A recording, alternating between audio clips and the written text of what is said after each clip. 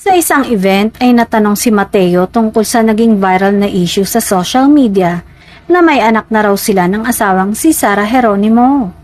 Agad namang sinagot at klinaro ni Mateo na wala pa silang baby ng asawa.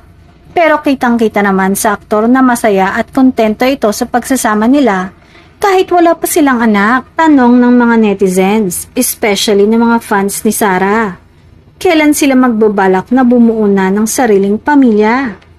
Komento nga ng ibang netizens, hindi na sila bata at baka mahirapan na din naman si Sarah sa pagbubuntis niya kung sakali.